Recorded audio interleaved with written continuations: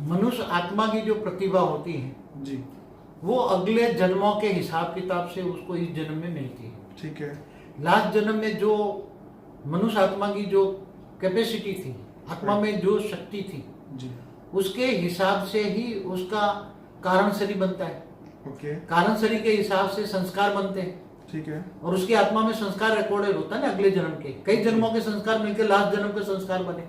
जी। अनेक जन्मों के संस्कार के कारण उसका कारण शरीर बनता है। कर्मों के कारण कारण शरीर बनता है। ठीक है। और कारण शरीर से सूक्ष्म शरीर बनता है और सूक्ष्म शरीर से स्थूल शरीर बनता है।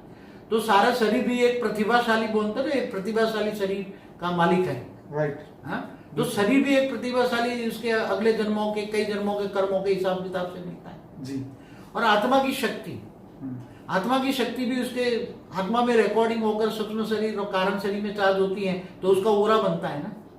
पर बापू जी यहाँ पे बात यह है कि सपोज करिए कि पिछले जन्मों में बुरे कर्म किए और इस बार जब बच्चा पैदा हुआ और उसकी जो कैपेसिटी इतनी नहीं निकली, हर बात में वो फेल हो रहा है या उसकी शक्ति कम है, आत्मा की शक्ति कम है, तो उसके उस प्रतिभा को पाने के लिए क्या वो अपनी कैपेसिटी बढ़ा सकता है? वो तो उसको इस जन्म में तो छोटा बच्चा है तो क्या करेगा उसको नहीं, तो जब मैच्योर होगा तब। नहीं, बच्चों को अगर जो माँ बाप जैसे हमारे कई हमारे पास आते हैं तो कई माँ बाप ज्ञान में चलते, ज्ञान मार्ग में। ठीक है।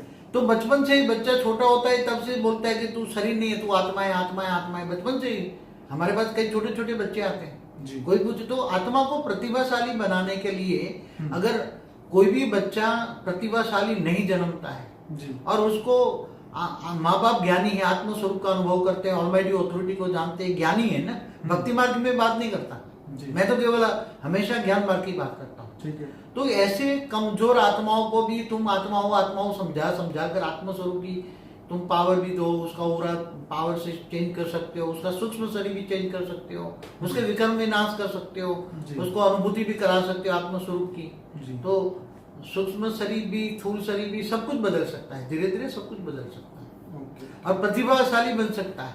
छोटा बच्चा भी आगे चलकर बहुत विराट बन सकता है, अच्छा बन सकता है, चाहे उसका याददाश्त, मेमोरी पावर बढ़ती है। और क्योंकि पुराने विकर्म, पुराने जन्मों के संस्कार बदल गए ना, आत्मा में पावर आई ना।